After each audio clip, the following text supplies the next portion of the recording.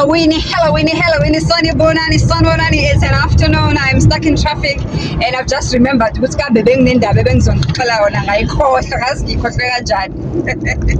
Let me close my windows so that at least Sozana Rangono.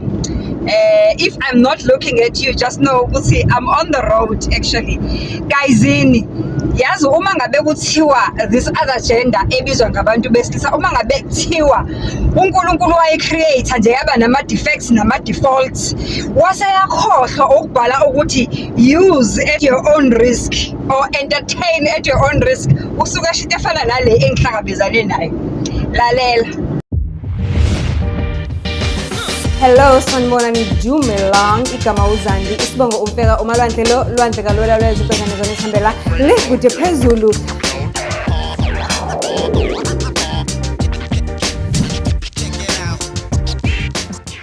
Do join. This other week, it's a Monday morning, I am driving to work. Okay, I'm driving to work, I'm minding my own business and I'm on time. Vele mina ngikuthanda ukuba late isidalo ke nje ngilo ngane nje siphatha kahle emsebenzini nje ukuthi I'm at work at the right time. So I'm chilling and M4, I use M4 ke when I'm driving. To those of you who know Durban, I use M4 when I'm driving to work. So ngidlule Virginia, mengidlula ngase Virginia kube ngazi ukuthi kunesixhakaxhakana nje sesifika kube ngazi ukuthi khona into eyenzakalayo, kodwa uma ngabe sengidlula ngiqeda ukudlula Virginia ngibona ukuthi I know akuna next. There isn't much of a traffic, it's just the usual abantu ekuseni ukuthi nje ba driver engazi ukuthi bayancane ukuya emsebenzini when they are supposed to go to work anyway. Okay, fine. Nami ngihambe ke ngibe cautious ngoba I honestly don't know ukuthi mhlambe there is another thing eyenzakalile or eyenzakalayo phambili as abantu behambe beshiya ama gaps and behamba ngazi ukuthi bayancane ukuhamba and stuff like that. Okay, ngihambe. I'm leaving a gap in front of me. Enough actually. I can get drive again, I music. I just want to be happy when I go to work because I want my day to start well. And I love listening to Kakasi FM. I'm listening to Menino, no Felix, music is nice. I'm vibing with the Kakasi FM.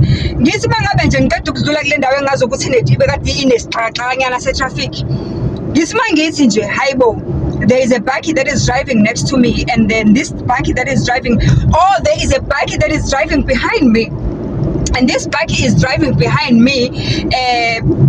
Kungazi ukuthi umuntu wakhona ngiyamphazamisa or something. I'm driving on the fast lane. Kungazi ukuthi umuntu wakhona ngiyamphazamisa or something, and I'm driving on the fast lane because that was the lane that seemed to be moving better than the other lanes. Ngibona ngazi ukuthi lo muntu ngiyambambezela or something, ngivele ngibuyele eceleni. Mangibuyele eceleni naye ubuyele eceleni uyangilandela. Mangithi eceleni angene phambi kwami kule gap engiyishiye, kube ngazi ukuthi unyathela ama brake, hawu ngithi kwenzakalani, aphinde abuyele eceleni kwami futhi on my right. Awu lo muntu useka right wami sengiyambuka ke manje hayibo. Kanti ndoda wenza kanjani manje? Mangithi ngiyayibuka imoto ehamba ngayo, uhamba ngemoto yomsebenzi. Ine sticker sasemsebenzini, it's a certain company of which I happen to know somebody who works in that company, and mina lo engimaziyo umuntu who works in that company ngimazi asebenzele eGoli, kodwa wayekaxoxa se kenzeka njalo sise Durban mhlawumbe ngelinye ilanga ngiyothuthuthu gaga emgwaqweni lapha yako freeway eThekwini ungibone. So ngithi ngingana uyabona uya driver mosona ke unake indaba zakho kusekuseni, ngiphinde ngithi ngimbona uya waiver how ngiphinde ngiqhubeke ngidrive ngihamba, ngiphinde ngithi aphinde ngiyabona ukuthi wenza ama sign mangithi ngiyambuka hayibo this guy looks like uyabona mangabe uhamba emgwaqweni awukwazi ukubuka umuntu concentrate vele because you are focusing on the road, uyakudisturb, is grabbing your attention in so many different ways. Uyabona yonke leyo into leyo. Ngigcine ngize ngireduce speed ngithi ngathi ngiyambuka ncaba ngithi ngiyamuka hayibo engathi uyafana na this guy engimaziyo angiflicker angishayela ama hazard athi hayi angiyabo uyambona umuntu okumisayo mos. So uyangimisa mos lo muntu ukuthi angimele because this is my teddy bear that is disturbing us. Uyangimisa ngoba ufuna i-attention yami enhle ufuna i-attention yami. Okay, engqondweni yami ngibe ukuthi mhlambe it's this guy engimaziyo ayengihlisa speed akhombe eceleni mangabe ngibuka eceleni kune island vele ngoba umgwaqo iyahlukana khona indlela engenayo no freeway iyaqhubeka. Mangithi kune island angikhombe eceleni athi yabona engqondweni yami senginokuthi kusho ukuthi uzibani lo engimaziyo.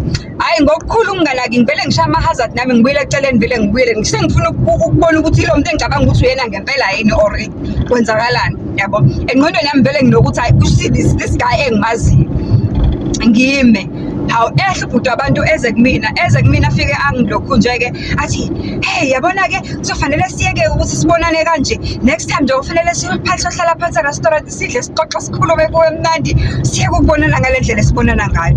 Awu uma ngithi ngiyambuka lo muntu hayi mana angimazi ngithi not this guy bengicabanga ukuthi uyena ngisho kuyena ngithi mina yabo uyazi yini njengoba ubhizi uflika wenza yonke lento yenzayo mina ngicabanga ukuthi mhlawumbe you are flicking the only thing eyenza ukuthi ngikunake it's because ngibone ukuthi I'm safe because we are driving this car and ngiyazazi lezi moto ohamba ngazo ngiyayazi nelokhunjana nekhampani oyisebenzelayo. In fact I know somebody who works in this company and yena usebenza eJoburg and you almost look like lo muntu engikhuluma ngaye lebe ngicabanga ukuthi uyena ibala actually nokuba nentshebe angibukanga into eningi bengicabanga ukuthi uyena why ungimisa ndoda emgwaqweni in the middle of the road siye emsebenzini athi inkosi yami sorry my sister ngiyaxolisa kodwa nje ngicela inamba yakho wathi and I was like hey for what the hell sengize ngama nokuma ngicabanga ukuthi ngimele umuntu engimaziyo kanti ngimele istranger nje ngingasazi ngisale sengimnika this guy inamba ayike that Monday ke angafone aqale ukukhuluma nami on a Tuesday evening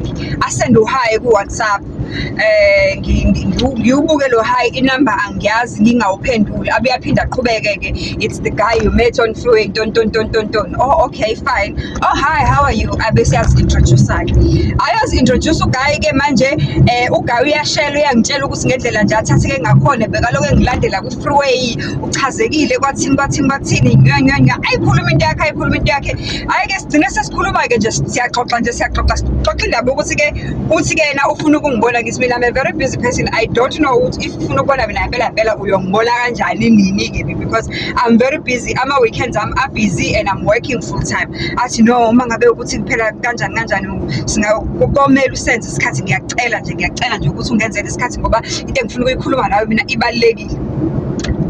Okay ibalulekile mfana ayike qhubekeke lo viki kulesibili sicala ukukhuluma ulesithathu ulesine siyaxoxa kumnandi siyazixoxela nje izinto ezi-general most of the time yena umuntu okhombisa i-interest ukuthi uyashela kahle ngoba uchazekile uyancoma and everything ayibonileyo ngendlela ayibonekayo angazi ukuthi abantu besithi bathi beshela bathi bedriver befuna bebuka iy'ntombi abazozishela emgwaqweni I was really shocked at that ukuthi khona into kanjalo emhlabeni.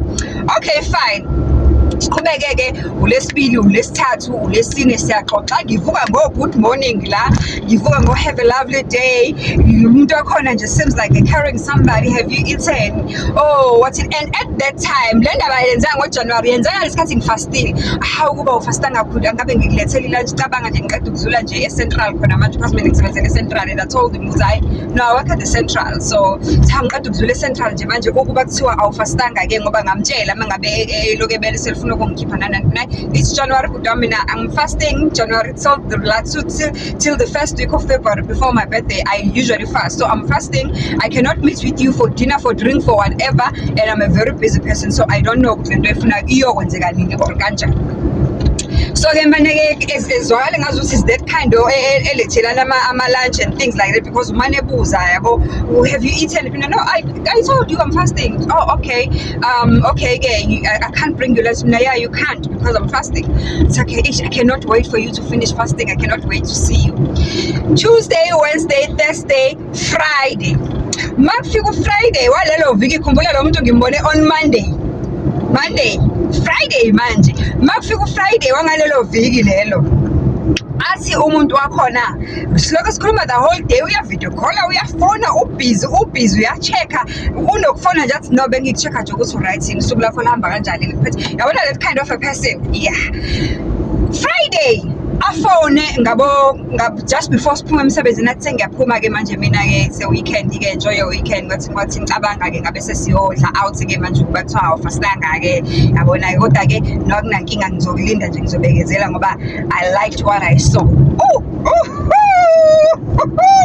Okay so ayike fika uFriday umuntu wakhona angifonele mephuma emsebenzini after that afone after an hour or two athi hey mfethu ngithanda kufika ekhaya ugesi uphelile. Oh okay phelile ugesi alright kuthi ngabo 8 something to 8 9 athi hey sengikufonela nje ngebhashe lokugcina ngisheke no 5% ugesi la eMlazi wathi wasemlazi ugesi la eMlazi uphelile and angazi ukuthi uzobuya nendlela ohlupha ngathi mina ayikhuleka vele ugesi uyahlupha yonke indawo so relax ngicela ukunitshela ukuthi loyo last sin wakhe ayethi no 5% webattery esele ugesi uphelile. That was the last time I heard from that guy till this day. The following week on Monday ngavele nje ngascroll efonini yami ngakhipha inamba ngayidelete ngayilahlela le emgqongeni ngathi hey hayi cha uyabona mengabe kukhulunywa ngokuthi abantu besilisa bashoda ngesign at your own risk. Imagine ukuba nganguthathekile owayengafastile ngagijima ngawo hlangana nalowo mfana loyo ngathatheka nje indlela esasicommunicate ngawo phela ngoba wayezwakala njengomuntu who is very very caring ochecka nayo ovusana ngama good mornings ovusana ochecka nayo yabona nje I'm thinking ukuthi kahle le gender le mara kusho wavele wabanjwa wavele kwathini because one thing I know ukuthi nothing happened to him or his phone because khona la engathi ngiyangena khona ku WhatsApp ngathi ngithi kakaka naye nangu online ngathi usaphila usilwane sangamhlola athi hayi othe ngiphume kuyi ethi ngiphume kuyi kahle ake basondela abantu besisabasitshela kahle yini inkinga yenu yini inkinga yenu kahle yini inkinga yenu ngoba ikhona inkinga nayo nibhekene nenkinga kodwa anitsheli umuntu iyanizukuzuka lenkinga inizukazuka nodwa inkinga yenu yini mina wana no me tell me let's solve the problem right let's solve the problem but besilisa asikhulumeni nidliwa yini why ni busy kangaka ningena kuthula ningena ingahlaliseki ngoba obvious lo muntu wakhe kusho ukuthi mawuthi mhlawumbe babonana ngama weekend or abahlali ndawonye or umuntu ababonanayo or kwathi but there is a story behind unyamalala wakhe ngeke uvele ube busy from Monday to Friday unyamalala ungaphindi uvele kusho ukuthi wavele wabanjwa kwathini is he the kind of a person who enjoys flirting what's the story till this day I wanna know even though ngingeke ngenze lutho futhi kungeke ungisize ngalutho kwazi kodwa nje I'm curious to know from other men ke now uthi kusuke kwenzakaleni mawuvela uhlahlala usukela umuntu wesifazane ukhombisa interest uthi mawusuka lapho kuvele nje uphule away from the interest kade uyibonisa all this kusuke sekwenzakaleni anisixoxele I wanna know come down on my comment section and tell us ukuthi kusuke sekwenzakaleni uma ngabe nenza kanjalo I wanna know